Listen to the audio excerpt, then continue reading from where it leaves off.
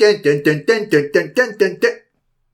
All the times have come here, but now they're gone. Seasons don't fear the reaper, nor do the wind, nor the sun, nor the rain. We could be like they are. Come on, baby, come hold my hand. We can learn to fly, or something like that. I don't know the words. My introduction to that song was that SNL skit, the More Cowbell one. Oh, yeah. I think it was actually a lot of people. I'm pretty sure I had heard the song before then, but I honestly can't recall the first time I heard this track. But I do remember the cowbell. More cowbell. Pop, pop. Yeah. It's been a while since I've seen any of them, but didn't Scream use that as an insert song? The first one? I believe. Because I've only seen the first one. Oh, okay. I've been thinking about picking it, but I feel like I'll just wait like a year or whatever and pick it wait for 5 cream. So, yeah.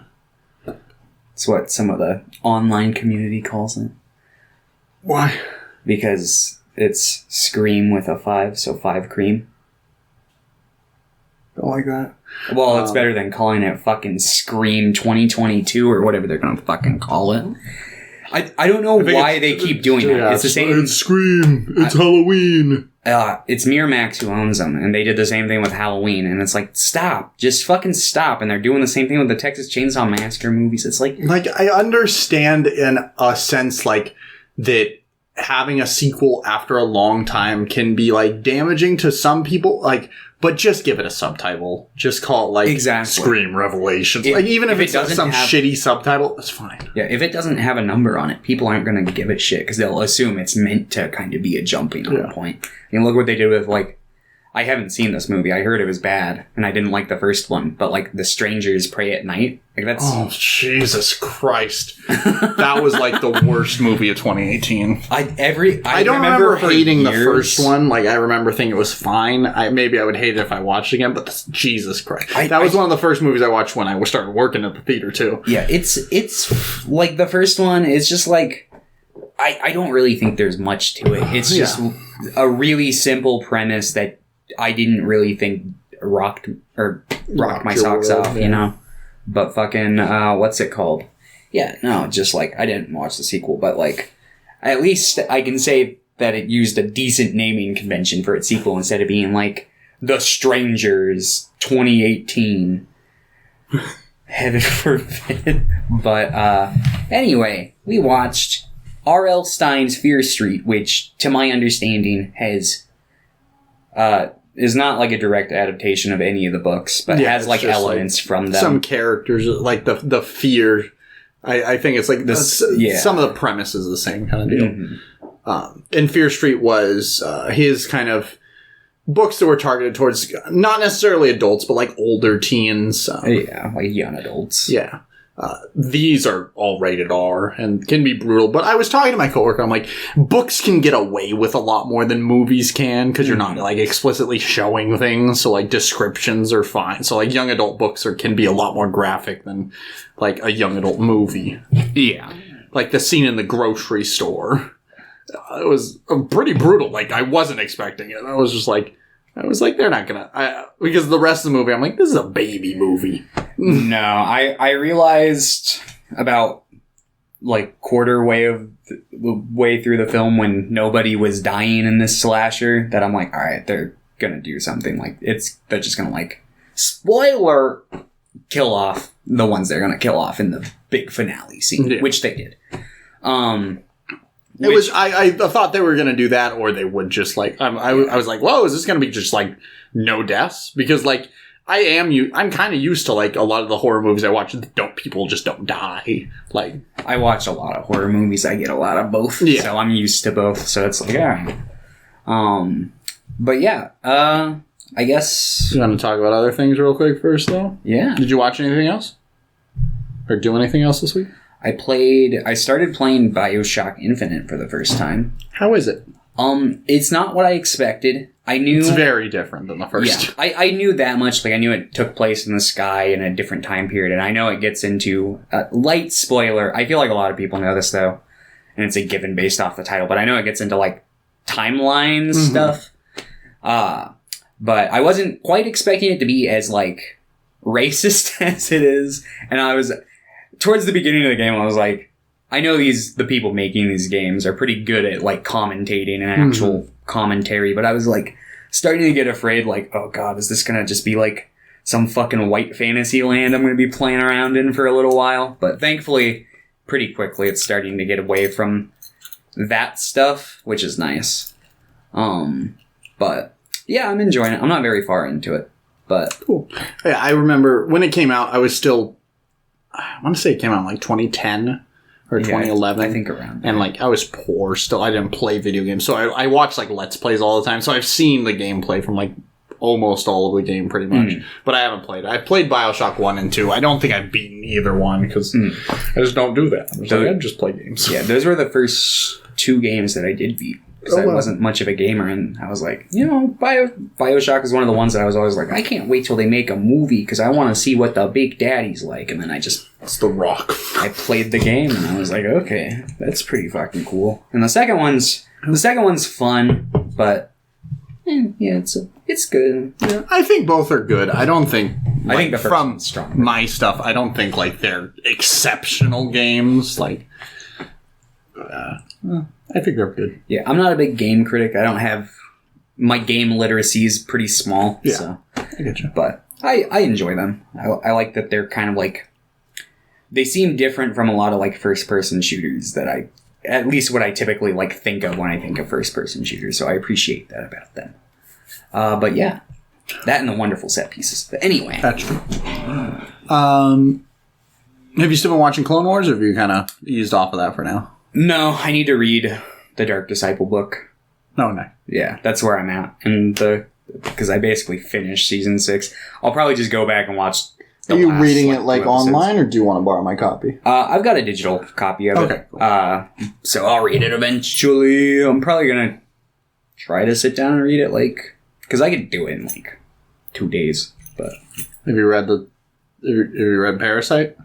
No. So that's next week. Yeah, no. Okay.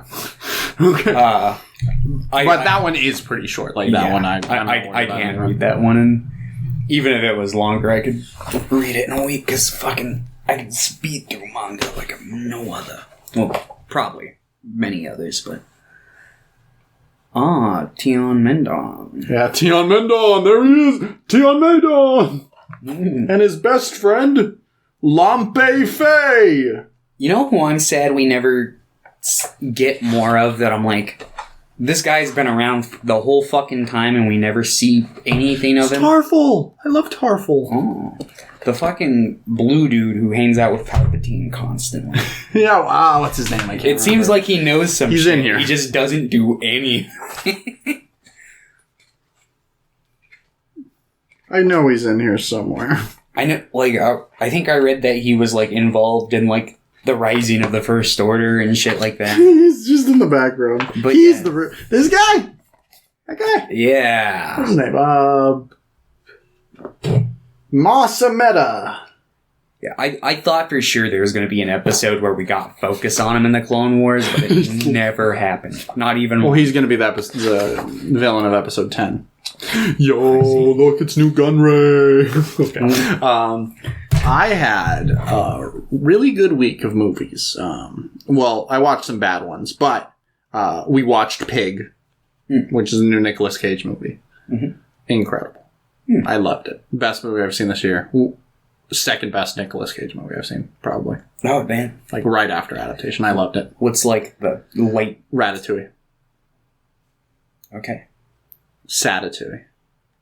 Is there an actual rat? Pigatouille. Oh, I see. Huh. But, yeah, it was fantastic. I really, really enjoyed it. Yeah.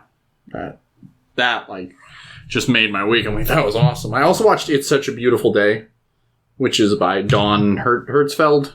He's a animator. You've probably seen his stuff. Oh, yeah. I think I watched the first 15 minutes of that at one point. It got added to the Criterion channel because it wasn't streaming for a while. So I'm like, I'll watch this. It's because it was originally 3 shorts, and I'm like, I've been meaning to watch this for a while. and it was like an hour, so I watched it. And it's good. There's a lot of narration in it that I don't think is really needed, but other than that, I thought it was pretty good. Okay.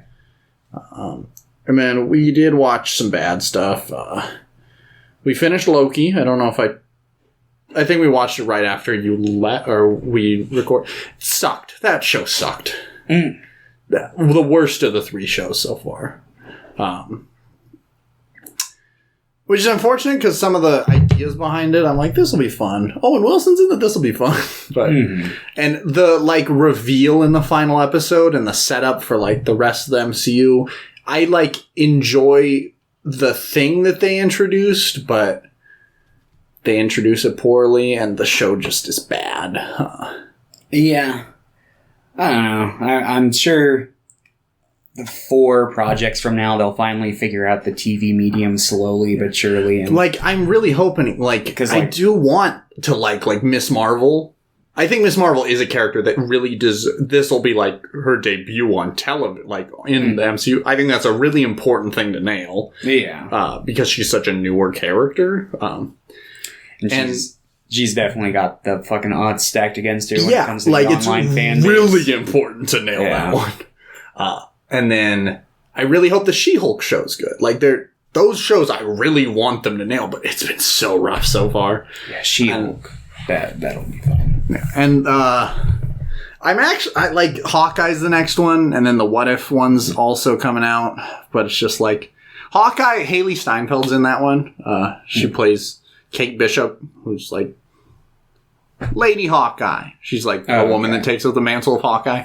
Huh. As far as I know, I'm not super familiar with Hawkeye as a character because, like, my introduction was Jeremy Renner in the MCU, and I'm like, this character's fucking boring. And the more I learn about Hawkeye in the comics, I'm like, okay, maybe he's pretty cool.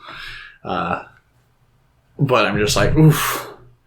The MCU Hawkeye's just leaving a bad taste in my mouth. Same as, like, the MCU Black Widow. Like, a lot of the MCU characters that aren't, like, well-written, so, like, the vast majority of them, they just leave a huge... I'm like, I don't care about this character. Yeah, that's that. And I think the MCU does do good writing for some of them. I think the writing for Captain America is pretty consistently good throughout the movies. Like, there are things here and there that I don't agree with, but overall... Captain America has pretty good writing. Everyone else, it seems like, especially if they have a trilogy, at least 2 of those movies have really bad writing. Iron Man, all 3 movies. Thor, 2 of those movies. Thor really fucking sucked the first 2. I really like Ragnarok, but those first 2. Yeah, it's because Ragnarok was like, alright, we're gonna do the polar fucking opposite. I need you to just do whatever the fuck you want. Yeah. No, but Captain America, like, I think all 3 movies are good. Maybe I won't like Civil War as much this time around, but... Yeah, I think Civil War's got... It's a mixed bag for sure, but it's got some really good stuff in there, like, that I really enjoy. Like, I think fucking Black Panther's arc in that movie is fucking great. Yeah. Especially compared to his arc in his actual movie. Yeah, that's another movie. Like, Black Panther, I remember really liking the movie when it came out. But... Going through the MCU again, it's like, I do think I might have just been blinded by the spectacle of things, like, when I was watching them. And, like, going through it again, I'm like, this is fucking rough. So I'm really hoping that I at least enjoy Black Panther this time around. I don't think I will love it anymore, but... Yeah. It's like, I think the performances in it are good. Yeah. And it had potential. It's just, I think the writing of it wasn't that great, sadly. Which is unfortunate because they nailed, like, I know that a lot of people have said, I know there's a lot of African communities like that have said that, like, having Wakanda be like a blend of African countries is as like some like monolith is racist and stuff. And I understand that. I know people had a lot of Pacific Islanders had the same problem with it when Moana came out, because I was living in Hawaii at the time, because I lived in Hawaii my whole life. So I understand where they're coming from, and I can't speak on those issues, but I understand that. But I know a lot of people said that, like, Chadwick Boseman's like his accent was not very good, but I don't know. Yeah. But besides that, I think the performances are really, really good. Especially Michael B. Jordan as Killmonger is fantastic. He's really, really good in it. I know. But Killmonger... Got my fingers crossed for Superman. The MCU just keeps fucking writing, like, left-leaning people, like, as evil if they're too far left-leaning. Yeah. It's like... come on. Like, they did it with Falcon and the Winter Soldier as well. Yeah, probably. I don't know. I haven't seen it. But fucking it's like, gee, which ones keep popping up in like historical contexts? Yeah. And it's just like, people like to talk about how comics, like, I don't know if you saw this, but the news covered the newest Captain America comic series, the United States of Captain America. Oh, God. Because Captain America says something like the American dream is dead, or it was never real for so many, like, Americans. Like, he's talking about, like, people of color or people in the LGBT community, or, like, he's just saying facts. He's like, people that have to have barriers that they cannot possibly get over. The American dream is just an illusion to them. And the news is just like, wow, liberalizing Captain America, and take any panel from any Captain America comic. It's like, he's always been like this. Like, yeah. But I do also think that there are characters, like, comics, especially bigger comics, they villainize super far left-leaning stuff just as much as the MCU does. And it's just like, I'm just like, oh, liberals! Like, they're never leftist, like, superheroes. They're always, like, liberal superheroes where, like, well, yeah, they may be, like, billionaires that are killing people, but we just gotta tax them. It's like, no, Superman, just stab his neck.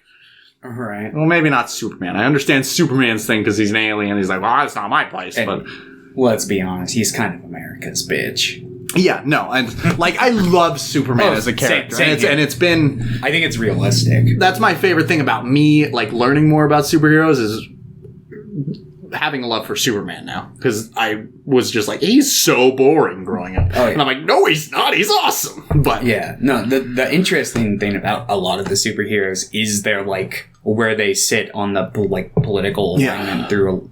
And it varies, you know, especially with, like, big characters that transition through, like, multiple writers over periods of years and have, like, multiple iterations. But, like, it's kind of interesting just to read through it. Like, fucking, I think it's, like, Ultimate Captain America is, like, kind of, like, I don't know how to describe him other than, like, an American Chad type. Like, he's... But it's meant to be, like, ironic. Yeah. The Ultimate Timeline is also fucked. It is.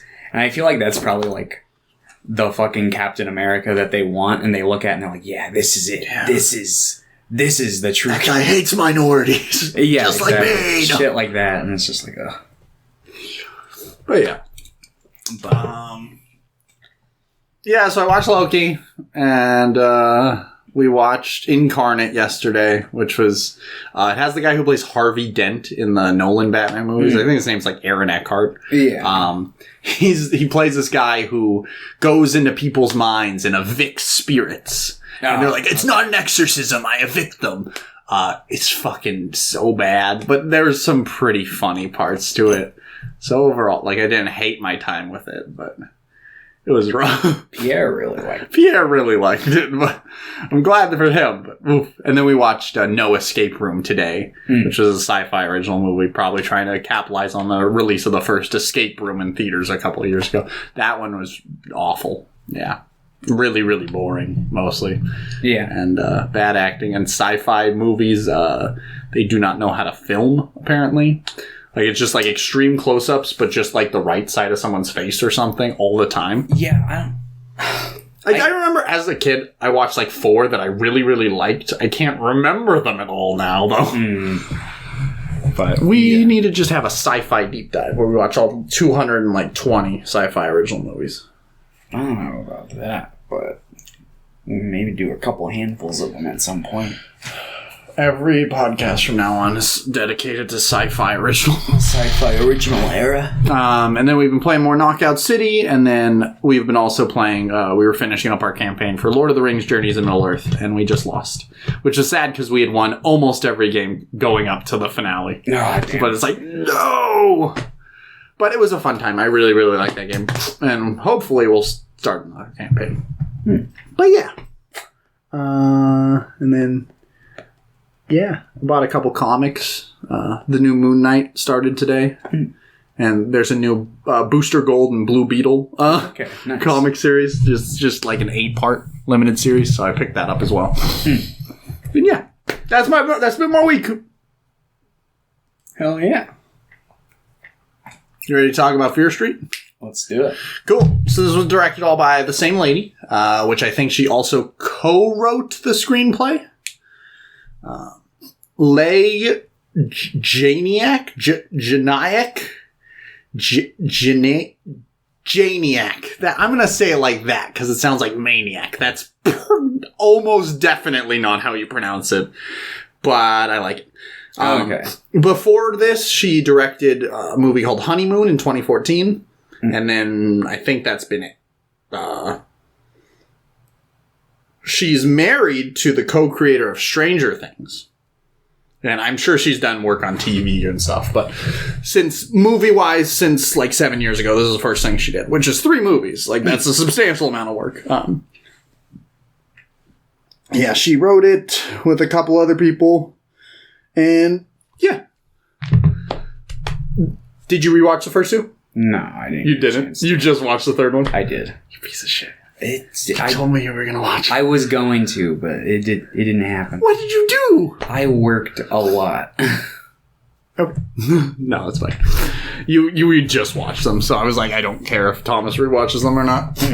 I was mostly just like, I hope Thomas doesn't feel bad that he doesn't have more movies to watch. But I'm like, Thomas doesn't even like movies. I like movies. More like you like boobies. Bazinga. Hey. But, yeah, Fear Street, 1994, which is our last point and our first point. Yeah. Ethan Hawke's daughter shows up and dies. Mm-hmm. Uma Thurman's daughter shows up and dies. Yeah. You're right. Same character. Yeah. I always forget. They're both, yeah. Yeah. She's in Stranger Things, season 3. Yeah, I never saw her in it. Good. I stopped at season 2. Well, season 4 is going to be so bad. Probably. Like, the setup they have for season 4 is so fucking bad. It's so abysmal. And I'm like, great. I'm like, how do they fucking drive? They just did for me, it's like, season 1 is fantastic. I thought season 1 was like really good. And season 2 has its problems, but it was still enjoyable enough for me. There's some dumb ass shit that I'm like, are they trying to do a spin-off here? Like, I'm pretty sure that's what the dumb arc in season 2 was trying to do. And then season 3 just does a complete fucking nosedive. And season 4, I feel like, is just gonna keep it going. Probably. But yeah, Fear Street, 1994. Maya Hawke's in a mall. She's closing up shop. And then she gets murdered by her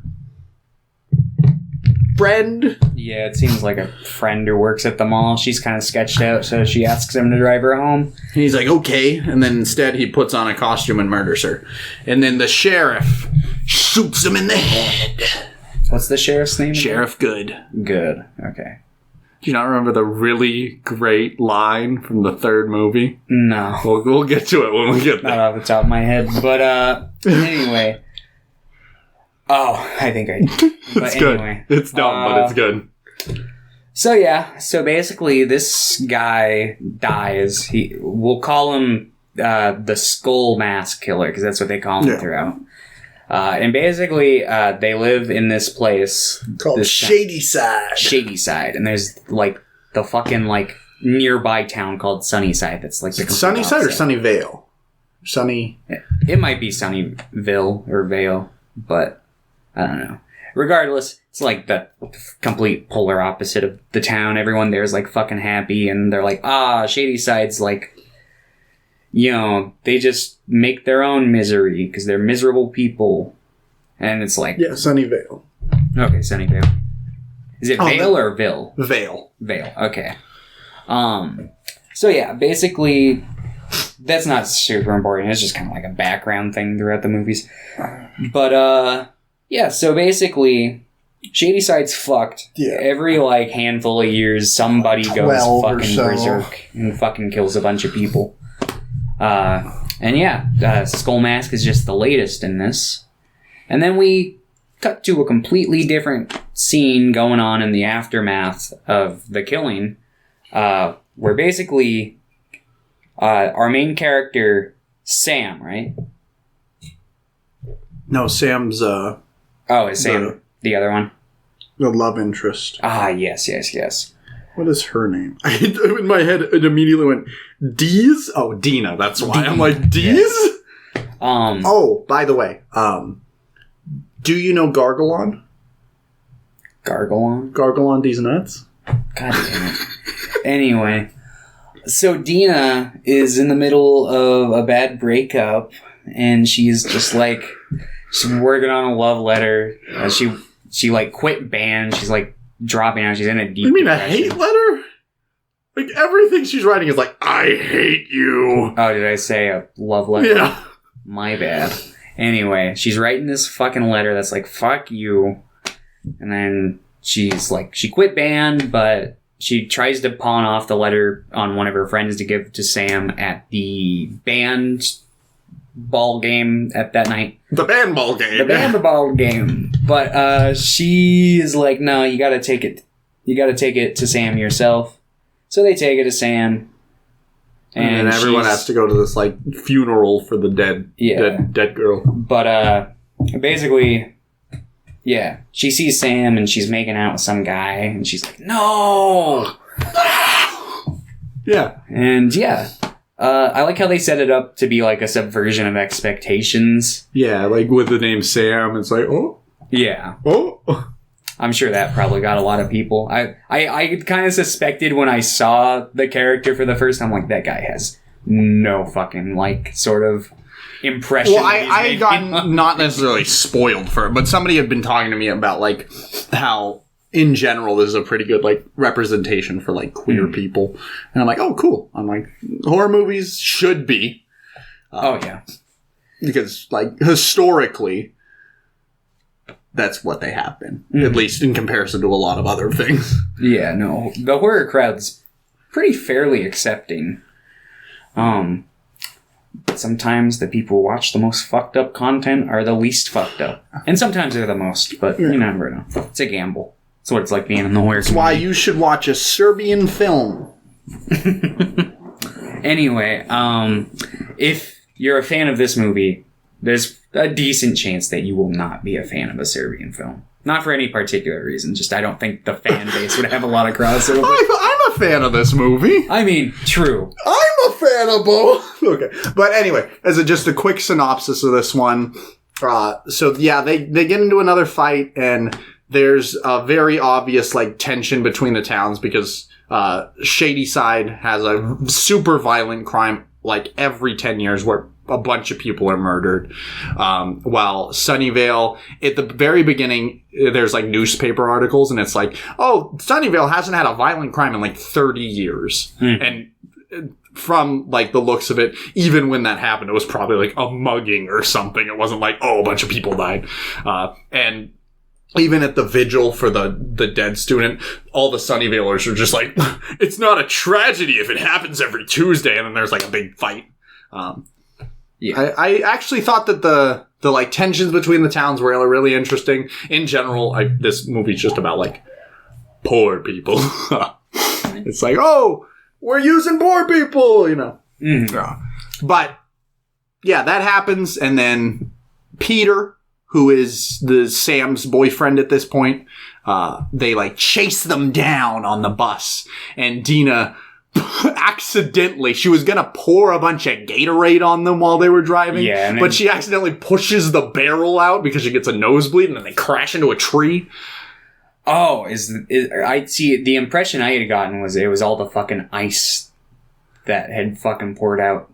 Maybe it was, but I think the barrel also went. Yeah, the barrel also went because she like lost the grip of it, but yeah, basically it's implied she was under some sort of fucking weird presence because her nose was bleeding at that point, and her friend's like, are you sure? Are you sure we should do this? Is this safe? And then she's like, wow. And then they crash, and they're okay, but then Sam touches the ground and gets visions of the witch. Yes. I think we forgot to mention, a lot of people attribute all the brutal murders to a witch that was hung in the fucking 1666, which was the same year that Sunnyvale was founded. Oh, I wonder if that has any correlation to anything here. Oh, jeez. But yeah, the rest of the movie, the witch is hunting them pretty much. She sends a bunch of the people that died.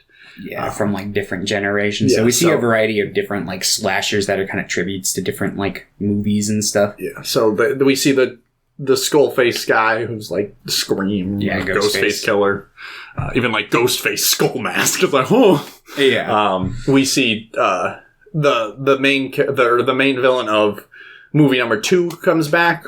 He's very Jason. Yeah, he has an axe and he has and the bag over the head's a pretty common thing from like horror movies from the late 70s, and like The Burning and The Town That Dreaded Sundown and Blood Shack. Ah, yes, Blood Shack. What was the other name of that Trooper. one? The Trooper. We need to rewatch that. And then there's also a singing lady. Yes, she's like Razor. What's she attributed to? I don't know. I think she's supposed to be like based more on that, like she reminds me of that Japanese myth that's like the Am I Pretty? Yeah, with the like butt cut. And then they have a couple friends that they hang out with, and then they all die. Yeah, the end of the movie, they figure out, the reason that you saw the witch, so she's after you, and it's like, how did you survive last time? And it's like, I died.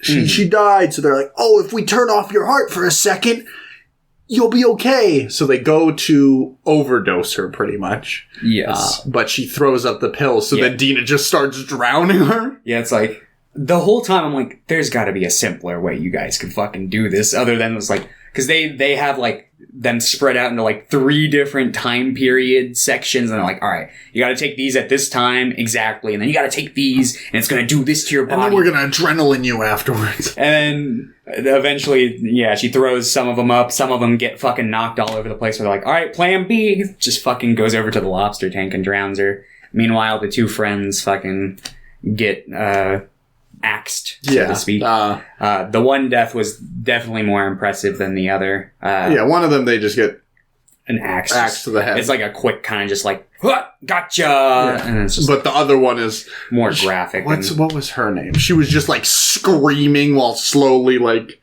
Yeah, they basically... Kate? Yeah, Kate. Yeah. They like put her head through like a cake slicer or something. I don't know what that is, but it's just a bunch of things with the tiny blades. Yeah, I don't know. Is that a meat cutter or something? It's for some grocery cutting and behind. They put her head through and she's like, and it looks pretty fun. Like both of them don't look like super realistic, but they look fun. And I was sad when they went. The movie, like, they're not like fucking deep complex characters, but the movie does a really good job at just building them up. They have enough funny parts to where I didn't feel like it was, like, necessarily crossing any lines. Maybe there was, like, a joke here and there where I'm like, all right, that's a little, like, in your face. But for the most part, I felt like it was pretty well handled. They felt decently real. Yeah, maybe the dumb guy was a little cartoonish at points, But it's just, like, I appreciate that this movie, like, spent so much time on them. Mm-hmm. Like, even... Because a lot of movies... Horror movies just don't spend time on the characters that are going to die. That's why I like Friday the 13th Part 4 so much compared to the rest of them, because like that movie kind of does the same thing, gives them some like arcs and stuff throughout the movie, and it's like not most of the other ones do not do that. They introduce some characters fucking in the woods and then like, guess they're gonna die. And I really like the reaction shot of the brother in this movie.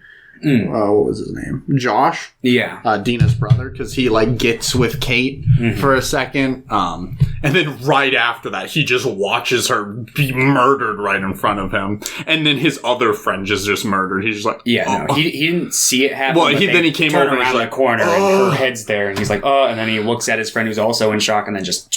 Yeah. Axe to the head. I was really worried because I had seen this kid, the brother, in Rim of the World, which was a movie by McG that came out a couple years ago, and it was really, really bad, and it was really racist. Like, McG had, 3 of the 4 main kids. It was about, like, a middle school, like, camp that aliens invade, pretty much, and they have to, we're the last 4, we gotta survive.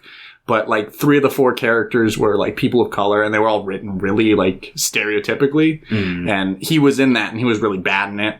But that was just the script. And I thought all of the people in this were, like, pretty good. Yeah. Like, some were better than others, but I like Dina, the main character, I thought was really good. Yeah, I really like Dina and Sam's fucking chemistry. Like, I really felt it. Yeah, no, like, the chemistry is really good.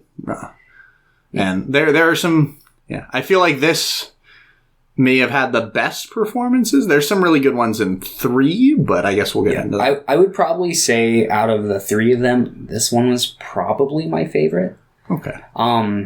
Because I just honestly thought out of all of them, this one was probably the tightest. Yeah, I guess we'll get into it going in, but I would probably agree that. I don't think it's my favorite of the 3, but I would say that tightness-wise, yeah. I just like movies that are like well slick machines. Yeah, no, I get it. I think I just like events in one of the other movies a lot more than this one, so like I can forgive some of the other stuff if it's a little looser, I guess. Yeah.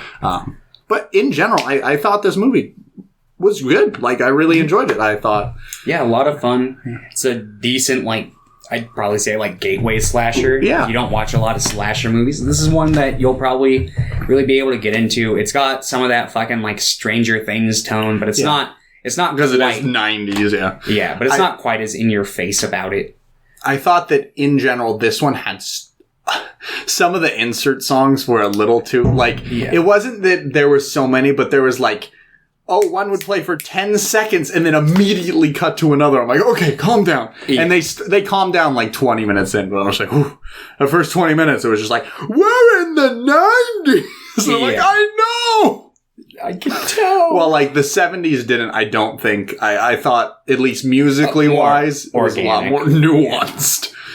And then, obviously, 1666, there are no insert songs. Mm-hmm. It's just not like, play... Spin the goat and dance till you're dead. My favorite 60s song. 1660. Yeah. Fucking... Yeah, they'll, like, start singing fucking Danny Boy with the choir or something. They don't. But that would be probably the closest they could get to a fucking actual tone piece. I don't even know if that song was written then. That was just a wild guess. That's definitely not from that part of the world. But anyway... Yeah. Like 94, would recommend it. In fact, I'll just say I'd recommend all 3 generally, but... Yeah. This was, I will just say it right now, I thought this trilogy was, like, really fun to watch. Like, I agree. Maybe it was just coming off a Family Guy, but I was just like, I just had a lot of fun watching these. Yeah, no, I definitely agree. I watched them, like, 2 weeks ago now? And it fucking, like, awakened a little horror phase in me again where I was watching through some horror movies again. So that was nice. Yeah, I definitely want to watch some more this week. I'm in that mood. I might actually finally jump into Friday the 13th. I don't think... You're going to hate most. Yeah. My coworker, she really likes Friday the 13th. She, like, always wears, like, a Friday the 13th mask. And I think it was 4, right? That you like? Or I think she really likes 4. Yeah, I really like... I feel like I'll hate 1. Well, yeah, I'm not a big fan of 1. I think it's really generic and boring by today's standards. And yeah, I could be like, but the context and the time period. And it's like, yeah. And bullshit. It was still, like, there had been other slasher movies at that point. Black Christmas was out. Like, I mean, in the wake of Halloween, aside from, like, the typical, like, Black Christmas, Texas Chainsaw Massacre, Psycho, fucking shit like that. But, yeah, 1's boring. 2 is more of 1, but it's interesting watching them kind of figure out the lore as they make those early ones. And then, I'm a big fan of, I like 4. I think 5 is pretty fun. 6 is, fun as well. I really enjoy 7. I hate 8. I'm not a big fan of 9. But Jason X. Dude, Jason X is fun. Do you like Jason X? I love Jason X. I feel like I'm kind of in the minority of that one, because it's Jason in space. Yeah. It's okay, guys. He just wants his machete. Like, are you fucking kidding me? Like, it's full of great fucking just dumb, self-aware fucking... Like, he had gone to fucking New York.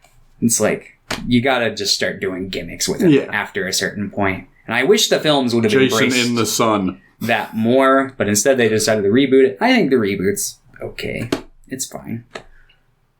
I was either going to watch it or, I mean, we're almost to October again. Like, we might just watch them for that. I don't know. Yeah, maybe. We'll see. But yeah, I think you're going to give this one a 7. Mm-hmm. You would give this an 8? A 7. I'll give it a 7 as well, yeah. It was good. Really good. I'd like... Good. Fun. Like, there are problems, but yeah, I didn't like... A lot of the problems are just like little things and like just... Nothing like wowed me, you know? But yeah. Good movie. Let's talk about number 2. I thought this was the weakest. I think that the like back half of it's really cool and fun. I think that the front half takes a long time to try to set up things, and it's just a little dull at times. Yeah, I'm a little split on this one. This one definitely has my favorite setting of the 3 because I'm a really big fan of camp slashers. Okay, yeah, and it's like I don't know if I've seen like I can't think of camp slashers that I've seen really like. I know a lot of them. I know, like, Sleepaway Camp. I know Friday the 13th. There's, like, The Burning. That's all I know. Yeah. I know those 2. Sleepaway Camp 2. Friday the 13th 2. Sleepaway Camp 3. Friday the 13th 3. Sleepaway Camp 4.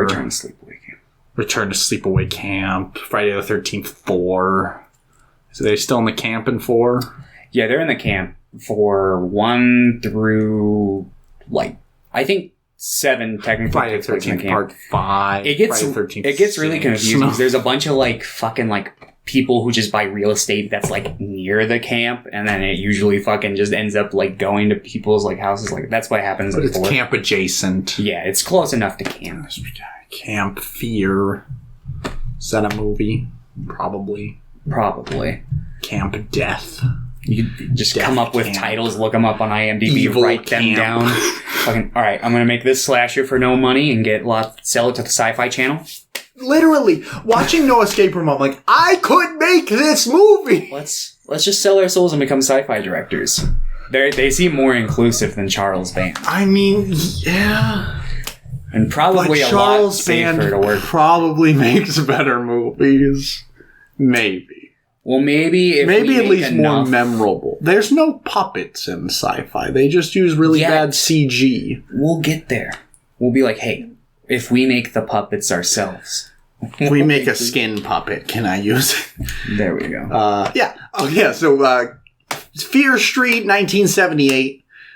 Is talking about at the end of 1994 they introduced the other woman that they were talking about who had survived a witch encounter. Yes. Which was C. Berman. And it's like, oh, there's a twist of that, even though it's like, that's not a twist. I heard people saying, the twist got me. I'm like, that was a twist? Yeah, I'm like, she has red hair. I was like... And I'm just like, oh, but she has a nickname. So spoilers for 1978, but like the main character in it, there's 2 main characters, they're sisters. There's Christina Berman, and like, I want to say... Or is Ziggy's name Christina Berman? I can't remember. Oh, it might be. Yeah, I think her sister's... It's Christine Ziggy Berman, and what was it? Was it Kate? Cindy Okay. Berman. And they're like, oh, C. Berman must be Cindy, but I'm like, she has red hair, and I'm like, Sadie Sink's on the main poster. I'm like, I feel like if you wanted to do this right. Yeah. Fucking, I will say, I thought this was definitely the messiest of the 3 of them. This one more than the others, like, I didn't like the structure of, like, let's have, like, a little bit in the, like, past. Like, I felt like it would have been just stronger had it not included, like, the intro and the outro. Especially if it wants to work as movies. That probably leads to my biggest gripe, I guess. I don't really hold it against this trilogy, but it, like, you can tell it wants to be a series, and it's more of like testing the waters on that front, as opposed to actually wanting to like use the movie format to its advantage. Yeah, in general, I don't mind that there are 3 movies. I actually just think that it probably would have worked better as 4, the way that a lot of it is structured. I agree. Like, I think the 3rd movie might have worked better as 2 separate movies. I agree. Because it literally is just two separate movies. Mm-hmm. And we'll get more into that when we get to that one. But, yeah, like, while I really enjoyed probably, like, I'd say, like, the core of this movie, like, the stuff around the edges was really fucking messy. I noticed, I'm sure they existed in 94, but this was the one where I noticed a lot of, like, really poorly written, sappy, just, like, we're in this together, guys, kind of, like, monologues. Yeah, and I'm like, I enjoy those as in, like, an ironic way, I guess. Like, I think they can be fun, but it's just, like, I think there was a little bit of, like, an oversaturation of them in this to be like, this is just getting a little much, I think. And specifically, the character of Alice in it, she has, like, right before she gets whacked, she has one of those, and I thought it was pretty bad. Yeah. I don't think, like, her performance is, like, amazing or anything, but I don't think it's, like, bad. But the writing around her character is a little, like, oh, okay, calm down. I mean, she seemed like she was definitely given, like, a competent performance. Like, I could tell that she was, like, it looked like she was feeling things, like, scared and shit. So it's like, all right, she's definitely, like, a decent actor. She's in Brigsby Bear. She was. Yeah, she's the sister. Yeah, fuck. Yeah, I immediately was like, I know her from somewhere. What do I know her from? But she had, like, really short hair in this. Yeah. Like, what is this? And she plays a completely, like, different character. Damn, I didn't. Fuck. Anyway. And I'm like, where's Kyle Mooney? Is he gonna show? But he was the guy in the really big head with the bat. But I think my biggest problem with this one, and I think it was fixed a little bit with some information that was revealed in 3, but I still find it to be really fucking hokey, is, like, it felt like it got to the point where because I forgot about it, and I'm like, wait, this character's gotta die and come back. And then, like, in the last, like, 5 minutes, she gets stabbed to death, and they bring her back with CPR. It's like, what? And I was like, from stab wounds? But I guess with context from the third one, I guess it makes a little more sense. But at the time, I was just like, what the fuck is this? Yeah, I'm like whoa, that's some strong CPR. Not since, like, the Evil Dead remake have I felt so offended by, like, a kind of tactic like that. And I don't remember if you've seen the Evil Dead remake, so I'm not going to spoil it. I have. I don't really remember it. I remember thinking it was garbage. I remember really not enjoying it. Yeah, I watched it once in theaters, had that opinion. I watched it a second time. You liked it a little better, right? I liked it a little better, but it still just isn't Evil Dead to me. Yeah. So it's like... Not even in, like, a way that's like, oh, the prequels don't exist in my mind. Just like, it's, you know, it's like, I don't care. Like, it's not... Like, I'm not gonna fucking, like, shit on people who like it. Like, I get why they would like it. It just wasn't just not for me, yeah. Yeah. But, yeah, but I will say, the guy who played Sheriff Good in this, the younger version, I thought that was really good casting. Like, I thought they look really similar, and they have, like, pretty similar mannerisms. Like, that's good casting. Yeah, I generally like to see, like, the cast in this act in more stuff, too. Yeah. And then, like, Sadie Sink, I think, is reasonably good casting for a younger version of Jillian Jacobs. Like, I think it works. Oh yeah, end of the last movie, Sam gets possessed, and they just like have her tied up, and that's why Ziggy's telling them the story. We also forgot to mention they buried the body in the end of the first one, right? The body of because they found because they were like, that's right. We know where the body of Sarah Fear. Well, they find it. They dig it up and try to put it back. Like, oh fuck, never mind. Yeah, we forgot to mention that part, which kind of because they find the missing hand. Yeah, this whole story culminates in them finding the hand and trying to return it to where the body was buried, and then they find a note being like, "Sarah Fear lives forever." They're like, oh fuck, and then they die. Yeah, but then one of them comes back to life.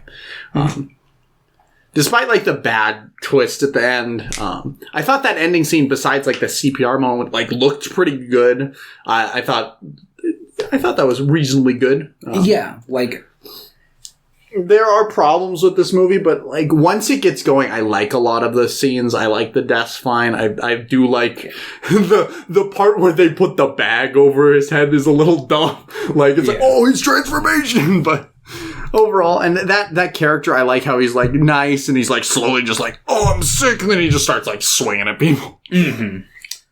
I like the cave system. Like there's fun stuff in this movie. Yeah, and the like Heart of Darkness that they show is pretty yeah, that weird heart. I'm like, oh, that's weird. Don't like that thing, but yeah. In general, like I think this movie's still good. It's just messy, and it takes a while to get going. Mm-hmm. But once it gets going, it's good. But yeah, I'd agree. And I think the music is more consistently like good without being like overbearing. Mm. And I will say for the whole trilogy, like the non-insert music, like the instrumentals, it's fucking who did it? It's Marco Beltrami who did like Logan, he did Snowpiercer, he's done a lot of like the Wolverine movies, he did A Quiet Place, he did Scream. Like I think the music in this is like really good for the most part.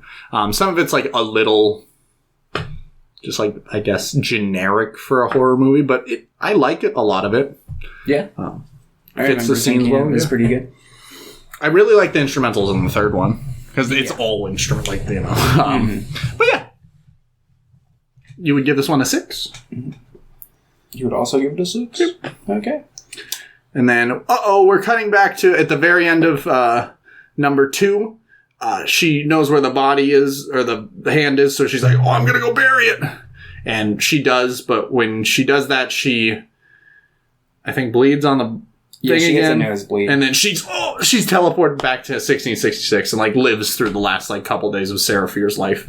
Yeah. So that's what 66 is. I like the premise of this movie. I like that we got to see it through her eyes, but it's just like, this feels really weird if you don't do that for the second movie. Yeah, I'm a little split on that one, because it's like, I think she gives a good performance, and it makes sense because they recast everybody else's different characters. Yeah.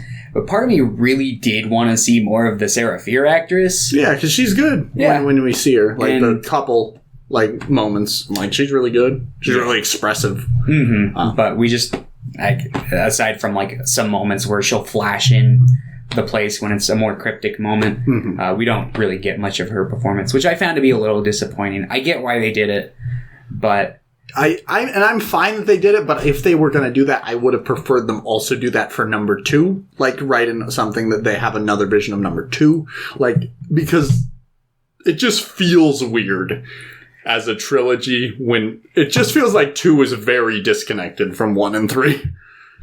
Like, because the only real key they need is at the very end of 2. Yeah. I don't know. Because they recast, like, characters from 2 as well. So it didn't bother me too much, but I see what you're saying. But yeah, basically, so Seraphir, 1666, she's a lesbian. Oh no, she's having lesbian relations.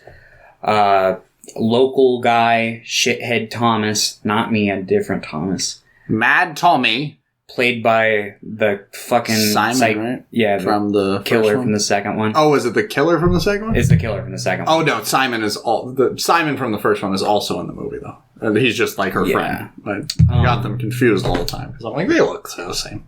Yeah, but so basically, fucking, he starts spreading the word, and that night, fucking, Seraphir had fucking touched, like, a book and, like, read some words out of it that was, like, a witchcraft book, and she might have awoken a demon, seemingly. And so, the scariest thing that could happen to a colonization town happens.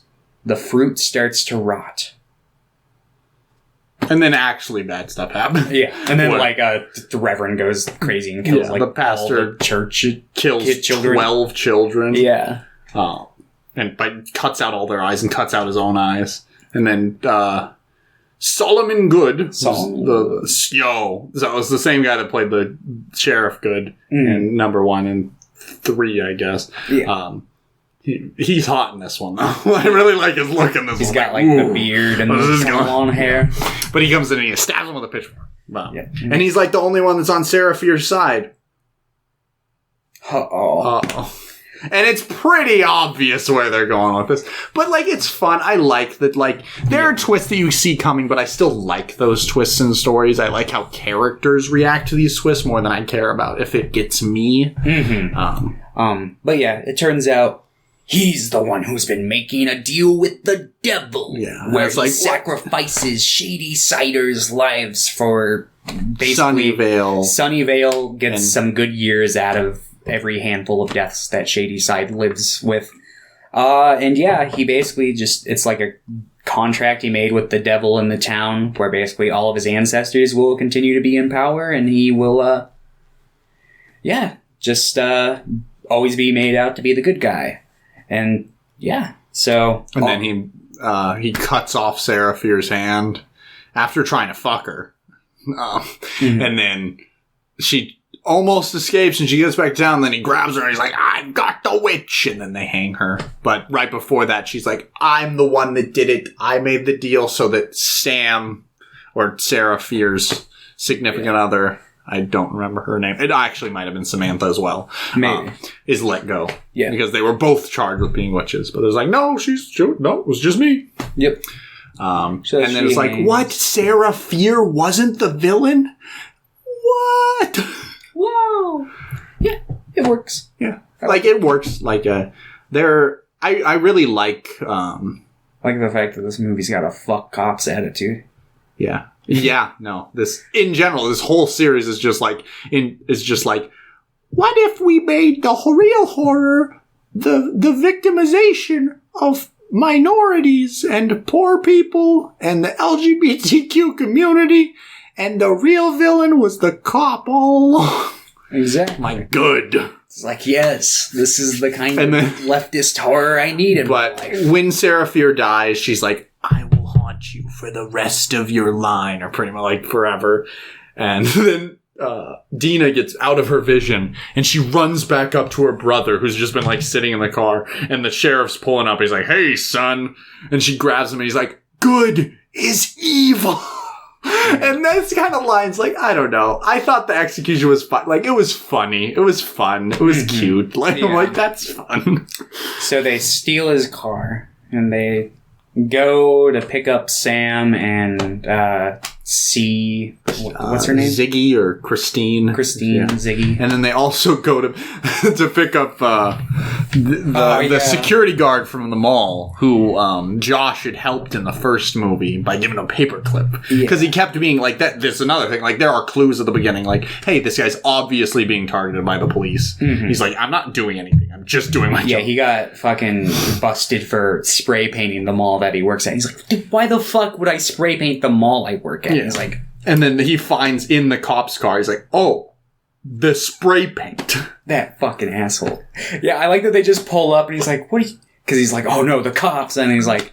Hey, you want to help us kill Sheriff Good? And he's like, yeah. Let me get my coat. As he's wearing a hoodie already.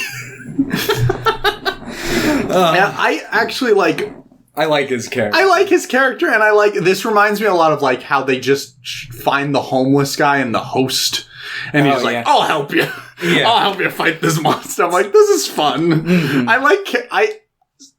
You would think that I would hate just characters like this coming out of the blue, but I don't know. Both of them are like, this is executed well enough. And they're not like... If they tried to like shoehorn in like maybe a half-baked dark guy, I'd be like, I don't know. But it's just like, this is just a guy helping. Exactly. That's fine. I actually think that's fine in a movie. Mm-hmm. As long as they don't try to like give him way more screen time than needed and like give him this arc. It's like, white, but secretly I was the or some shit. And I'm glad that they didn't just use him as pointless fodder like you would expect them to do. He doesn't die. He does some shit. He like hits somebody in the face with a chair. Yeah. But they like all the bad guys come after them again, but they use like the blood of Dina they did that in the first one too. Yeah, they use the blood to pretty much have them target each other, and then also Sheriff Good. Yeah. In one of my least favorite setup things of the movie, they have a scene where they're like, how are we going to get the blood on Sheriff Good? And like we get a fucking flashback to the second one where they show it and she's like, we're going to carry him. And it's like, you didn't need to say or show any of that. You could have just had the scene. I think it would have been a lot more impactful if she had just been waiting there in the mall for him, had him come up, and it had been a surprise to the audience too, or something. Yeah. But I thought that was also pretty hokey in the second part too. I'm just like, ugh. And also, I don't like the fact. I don't feel like it used any of the potential it had between Ziggy's character and the like former like relationship she had with Sheriff Good. Like, and I'm not saying they have to dive super deep into it, but they didn't like maybe just a single conversation before she does that, but she's just instantly like, goodbye. Yeah, like they don't milk it at all. Like they're just like, get this out of the way. They'll interact this one time, and then they'll just never see each other again. And it's like, I think it could have been handled better in that regard. But yeah, so basically, Sheriff Good gets some blood on him, but then like he's like, "Hey, you better spill your blood, or I'm gonna come get you." So he runs away, he gets away, but then she goes after him while everyone else like fights the dudes. Mm-hmm. And they run out of her blood, so the slashers start to like basically like, we're gonna go after her again, and so they have to come out. So Josh is like, I'm gonna save my sister. And then almost dies, but then... Yeah, I like how they're like, nah, we're not gonna help you. And then like they let him get stabbed and sliced up a little bit, and they're like, alright, we should probably go out. Alright, maybe don't let this child die in front of me. It's like, you guys, if you had made that decision like 30 seconds earlier, this kid would not have as many scars as he does. But anyway... Yeah, so it's like you had already fucking signed up for it. Just see the jump through. Anyway. Yeah, so they go down back underneath the, back in the cave system from the second one. They find the Heart of Darkness, and she, like, fucking puts Sheriff Good's hand against it in a dramatic moment. And he sees pretty much all of his victims over, like, all of the years. Mm-hmm. And then Sarah Fear, like, is like, ooh, I told you. And then fucking Dina stabs him in the neck. Yep. And he dies. Yeah, and he dies. And then everyone's like... immediately, Sunnyvale just goes to shit. Yeah. It's like they walk out into his, like, house. I like how like, the cave was just connected to, like, everywhere. It was connected to the mall. It was connected to the school, the fucking camp. Yeah. I was like, fuck, dude, you didn't need to do this. Right. Like, why? I'm like, why was the camp built on the cave? Specifically the outhouse. Right. But, yeah, so basically... Sunnyvale goes to shit.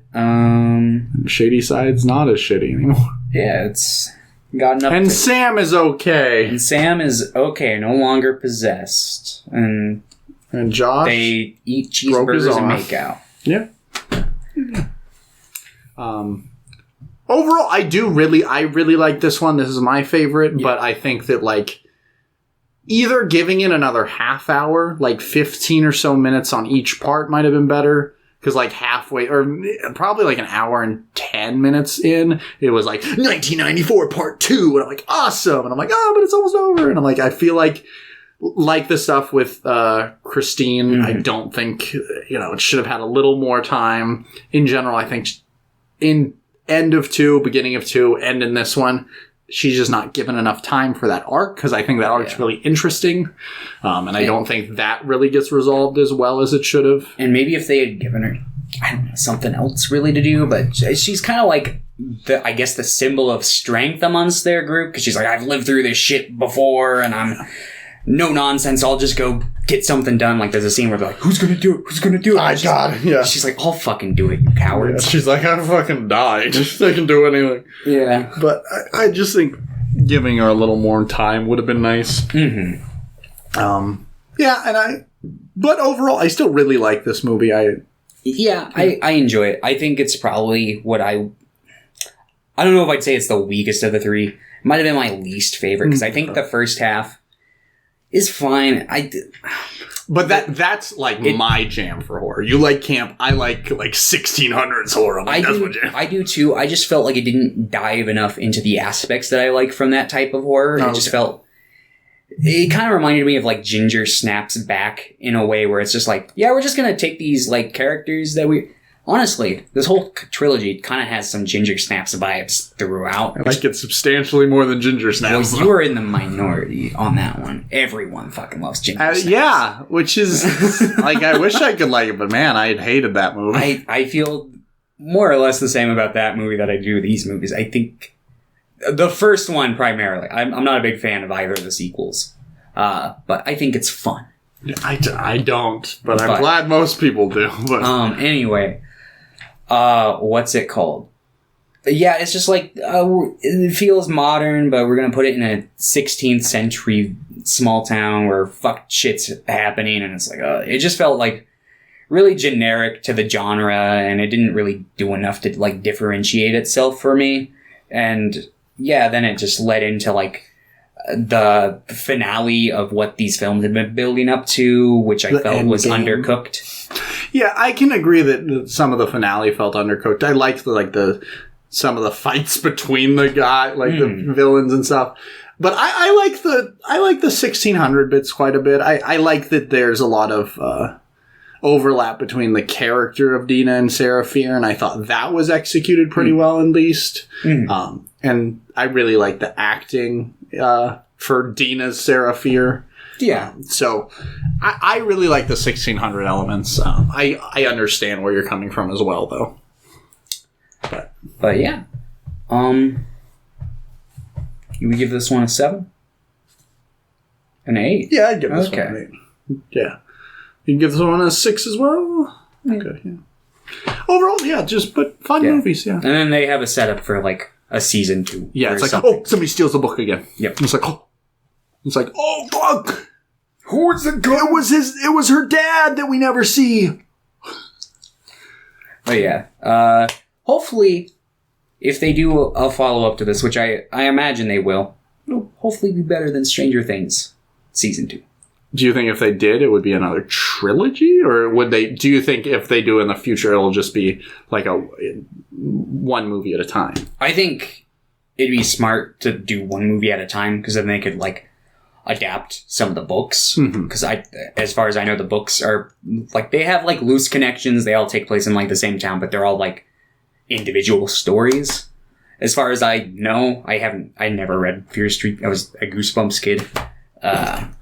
But yeah, I'm not entirely sure. I think I'd like to see, I don't know, maybe if they wanted to, like, build up to an arc or something, I don't know, as long as it's more kind of, like, thoroughly cooked than this one felt, then I'll probably be fine with it. I think in general, the setup they have for it is a little weird, because they do have to do, because if they were going to adapt any of the other stories that are mentioned, like, those are things that already happened, you know? Like, so it's not even necessary that we would need the book for that.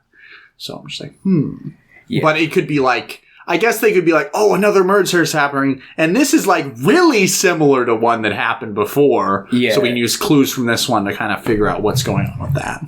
Yeah, they could do that. Or they could do, like, kind of how the MCU does it, where it's like, let's take really popular Fear Street book, like one of the acclaimed ones, and let's see how we can fucking fit it into this, like, weird makeshift timeline we've got already set up. I feel like it would have to maybe even be in a different town.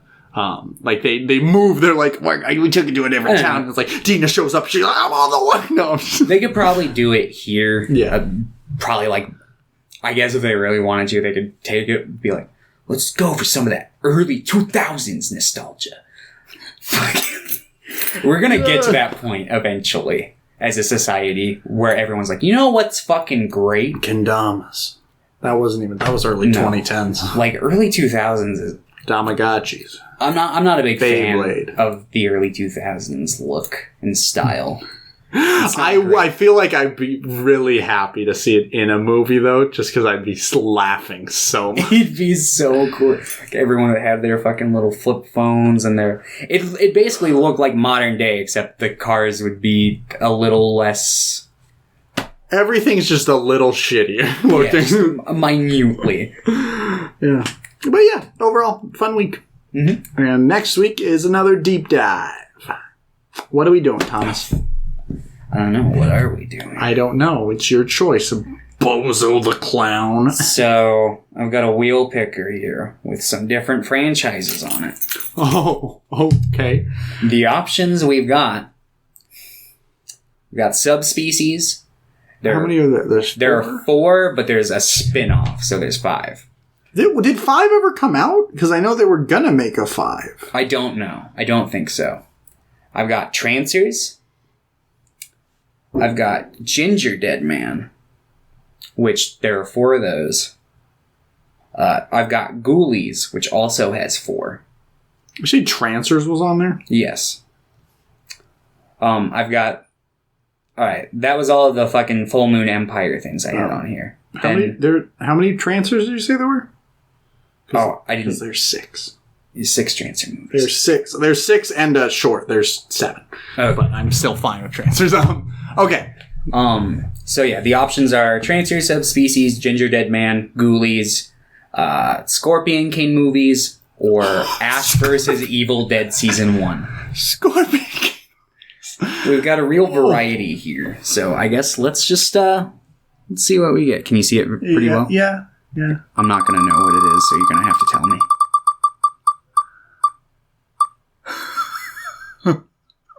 What is it? Subspecies. We're watching Subspecies. So it's 4 Subspecies movies, and it's like they've got like a movie called like Vampire Journals from 1997. I think that one hopefully shouldn't be hard to find. If it is, we might cut that one from the roster. The Vampire Journals is on Tubi. Oh, it is. I imagine they're all on Tubi. From what I know about the Vampire Journals is they name drop like a character in Blood Subspecies like once, and that's like the only connection. But we can watch it. It's also by the same director. So okay. Oh, it's gonna be rough. Yeah, we've seen the first one, and and I've heard the second one is like actually good. Oh, okay. And I've heard the third one's actually not bad. So it's just like, I'm not really excited to rewatch the first one. But it wasn't terrible. And I've heard the Vampire Journals is fucking rough, though. I believe all of these are on Tubi, but let me check. 4 is on the Roku channel, which I have because I have a Roku TV. But everything else is on Tubi.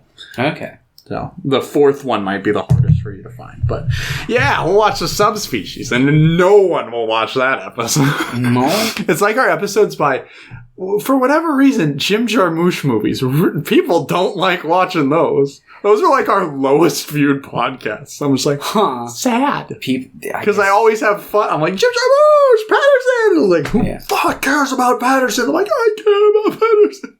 Yeah, not a lot of people seem to care about Patterson. And not a lot of people probably care about Ted Nicolau movies. He's the director of Subspecies. Oh, yeah, but no one's gonna go, Ted Nicolau movies. They're gonna go, Subspecies. I mean, Ted Nicolau made bad channels. And Puppet Master versus Demonic Toys. Alright, thanks everybody for watching. We'll see you next week for another Read Weens and another Screen Weens. Ka-chow!